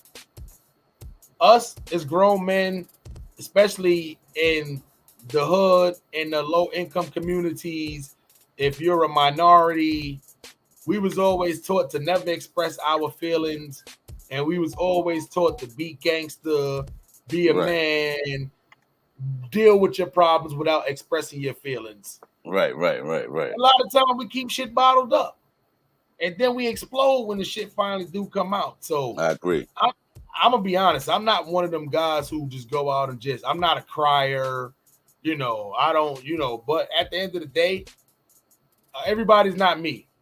Some people need to express themselves so they don't get bottled up so much that they go out and start doing dumb shit and take it out on people who don't even deserve to take it out. So I'm gonna respect it. I think it's a lot of guys out there. They need to talk about stuff before they go out and do dumb shit. See what I'm saying? There's a lot of people they get riled up, and guess what? Everybody ain't normal like us. We handle our business. We don't think about going to. Listen, there's been a lot of church robberies and shootings, and a lot of stuff going on that don't normally happen. And I have to realize and really believe that mental health and keeping shit bottled up and not having people to talk to had an essence to play in a couple of these parts. You know what I'm saying? Yeah. Who knows with the kid in Buffalo, if he would have just talked to somebody, he would have probably never went in that tops and shot them people. If he would have just talked to the right person. Okay. See what I'm saying? Go ahead. Good. You good? I got a good one for you. How many more we got? I got a good one for you right here. Respect it or check it. Should mental health awareness play a bigger role in hip hop? Facts. Let's be for real, right? A lot of people get money and they get weird. Or they was weird before they had money. But it was weird before, and they had been through a lot of shit that was never addressed, and now they get money on top of that. Correct. So people just looking at the talent and not looking at the person for what it's worth. Yes, they need to have evaluations for these people, that singers and rappers and stuff like that, to make sure that their mental health is where it's supposed to be. It's nothing worse than you giving somebody who's not stable a lot of money and power, because money brings power. So when you give an unstable person, ain't no telling what can happen. I'm gonna be honest. R. Kelly makes great music. I feel like R. Kelly was weird before the music, before the money. I feel like he got even weirder after the money and the music came along. Right. He just listening to his family talk, and he was always private. He wasn't outside playing with the kids. He was inside playing with his keyboard, and he was one of those. He was a little weird before that, though, too. You should have known. He was going back up to the high schools at 19, 20 years old when he finally got famous, because the kids didn't pay him no attention while he was in there. Hey, Smiley, he was in the house playing with his trombone. Pause. Tromboner. He was a tromboner. You know what I'm saying? This nasty mother. Something been wrong with R. Kelly. Yeah. But because he had talent, and because he could sing, because he made good music, a lot of people overlooked that. I heard B2K when they just did the interview. How was that? I didn't realize R. Kelly wrote a lot of their songs. He did almost yeah, whole album. I did know. Hold on, I didn't know he wrote a lot of B2K songs, but I did know that he was kind of intertwined with Immature, and that's a segue to B2K. When he was going through his shit with the sex tape leaked out, nobody was touching R. Kelly. Pause. Messing with R. Kelly or none of that stuff like that as far as his music. But he had a bunch of music. He was writing B2K stuff. Bump, bump, bump. He wrote that. That's R. Kelly's song. And it sound like R. Kelly. Bump, bump. Yeah. Yeah. They're not even realizing who he probably wrote them lyrics for. That girl was probably in the bathroom. Locked. You know what? Anyway. He wrote one album they did 17 songs on. He wrote 7 of the 17 songs. He did a lot of writing for them. B2K. What was y'all even doing? I wonder why Marion went solo. Dolo. Ain't none of y'all had no talent. The other two niggas could barely sing. So was it a good interview though? Did they touch on some topics or did they keep it vanilla? They touched on some topics. They touched on it was a lot of what happened with Amarion. Okay. It started out with how they got started. Then it was a lot of what happened with Amarion. I want to tell y'all a lot. When you're in a group, when you have friends around, people around, keep y'all females away from your friends. Because one of the two could be up to no good and it'll persuade the other one to do some dumb stuff. The whole B2K breakup, it kind of started over female and then escalated past that. Mm. The little light-skinned one, the rapper, Lil Fizz, whoever, he ended up having relations with a girl who Omarion liked. Omarion went back and told the label what was going on. That B2K wasn't getting paid them a lot of money. They was threatening to renegotiate their contracts, threatening to leave. Omarion was so butthurt. Pause. There's no other way to describe that. Now, he went back and told the label, hey, this is what's going on. They're threatening to leave. They threatened to renegotiate their contract. And by the way, he fucked one of the girls I liked. You know what I'm saying? So they had a little meeting and brung up all this stuff. The label wasn't supposed to know about them. This was something that was in between the group. That them to renegotiate that. That's like me saying, hey, we got a Spotify deal, A.W. Byrd. But Spotify ain't paying us like we supposed to get paid. So we're gonna renegotiate with Spotify, and if that don't work, we're gonna go over to YouTube, or we're gonna go over to such and such and such. We're gonna go to Patreon, yada yada. Yeah, that was the talk amongst us. But then you run back to the Spotify people, knowing that they're gonna give you a single deal, and you tell them everything was going on, and then they bring all of us to the table and say, "Hey, B2K is no longer here. Y'all was gonna do this, y'all was gonna do that. We don't need y'all. All we need is Omarion. He's the star. And by the way, we know you had relations with his girl." Right. They brought that up. They brought that up. And this is according to the rest of the B2K members. So that's where the whole split came about at. But I mean, you got to think. None of the other ones never did nothing. No. They never did nothing. Omarion, even though right now his kind of, his career is kind of in shambles after that versus battle. Yeah. But he done made the money already. And the rest of them is running around. Hey, I don't want to say they looking hurt. But people usually dress their best to go on TV and to go on Drink Champs. And if that was their best, then I'm going to say they was looking hurt. You know what I'm saying? They was looking hurt. Looking like somebody needs a loan, a handout, a chain, or something. Yeah, well, Marion, he can buy watermelon for the rest of his life. So. Facts. Him and a little brother, the watermelon twins. You know what I'm saying? They could buy watermelon for the rest of their life and be good. Yes. I don't want to watch him eat it, though. Yeah, at all. I don't think Raz B and Lil Fizzy and all you niggas sound like bootleg sodas. Raz B, Lil Fizz. It sounds like the little bootleg sodas you can get, like the little small ones for the kids. Raspberry, that's blue raspberry. Yeah, that's blue raspberry. Little fizzy bubbly. Hit fizzy bubbly. You know what I'm saying? That shit's crazy. Anyway, just from y'all names, y'all wasn't gonna make it. Nah. Yeah. And the crazy part is, B2K was no longer. It's a long pause. It's a long interview, but at the end of the day, I didn't watch the whole thing. I watched about 2 hours of it because it's like a 3.5 hour interview. And it was a lot about what happened with Omarion, which that's all we want to hear anyway. Yeah. After the first battle, they told Omarion he was kicked out the group, but they ain't make music in damn 20 years. We didn't even know B2K was still a group. You niggas is grown men now. Yeah. I keep All going y'all on did them was Scream tours. Love and hip hop is all you got. Yeah. Yeah. Scream tour is over. Y'all talking about they doing a Scream 3 tour and singing all R. Kelly songs. Now, chat, R. Kelly songs is being banned from the black community. Should we now ban B2K songs being that R. Kelly wrote most of them shits? Y'all out here frauding. I can see if somebody get a songwriter for 1 or 2 songs over a course of time. This motherfucker pretty much wrote like half y'all albums. Only because his sex tape was leaked.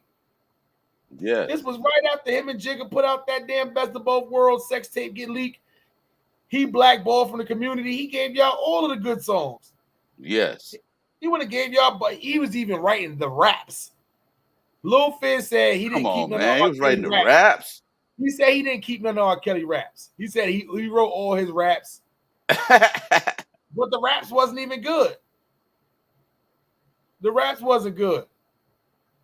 Nobody say, "Oh shit, Lil Fizz, he went crazy on that." Nobody ever said that. He went crazy on that song. Y'all can't quote me one Little Fizz verse right now. A line, a quotable, a nothing. We don't know. All we know is the Mario parts. Do, do, do, do, do, do, do, do, do, do. That's all we know. That's it. That's it. And that's what they said too. And Marion got on there because they did not have a strong vocalist. One's a rapper, the other big, the one that looked like a rubber ducky, the big light skinned nigga. Yeah, rubber ducky. None of them could sing good. They needed a Marion. They did. And guess what? They still talking about trying to bring something back. Oh, 3-man B2K. Nah, that shit ain't gonna work. Nah, nobody wants to hear y'all. Yeah, without a Marion, nobody want to even hear him right now. Let alone hear y'all. Shit. Anyway. The watermelon destroyed y'all. Thank Omarion. That killed y'all could have made a comeback, but the watermelon, him and his brother, destroyed the whole B2K. Y'all might as well make the brother the 5th member and just go wood. Yeah. Fuck it. He can't rap worse than Lil Fizz. Anyway, I'm gonna leave him alone. Smiley and Byrd in the morning. Yeah. Not in the afternoon. So with that being said, A.W. Byrd, take us home. Hey, listen, man. Smiley and Byrd in the morning, never boring. You definitely gonna be able to catch us most times, definitely Monday through Friday, 10 a.m. to 12 noon. That's why it's Smiley and Byrd in the morning, not Smiley and Byrd in the afternoon. Shout out to the chat, all our fam out here rocking hard, giving us what we need, all that good support. Listen, D.A.W. Byrd is the word. And you can catch me on all platforms. When you see the Kango is already written, the gatekeeper is here, and he's about the poetry spitting. Know that, believe that. You got As the Blunt Burns today at 3 p.m. Please tune in and get more of the realest, illest in a pod show where we talk about that 420 speaks and get you down with the strand of the day and definitely some spoken word from the gatekeeper. Smiley, finish it out for us, homie. Hey, man, you know how that go, man. It's your boy Harlem Smiley from the work, one and only Dirt Gang Digital and 21 Poke and Slots. Y'all know how it go. You can't get this money when you in there sleep on the couch. It is absolutely impossible. You better get off that couch, go and get up and fill out some applications, get online and start streaming them games. Do something. Something. You got ass sores from that couch. And you know what I'm saying? You need ointment and you need money in your pocket. Get out the house. Go get something. Go make your girl proud.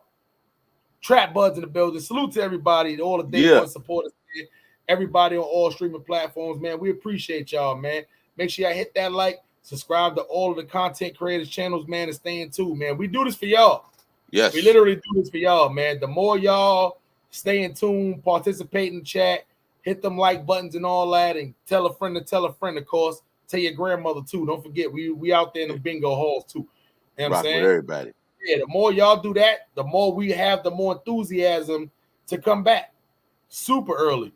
We don't got to do this. We got regular jobs, regular lives, but at the end of the day, it's a means to the end.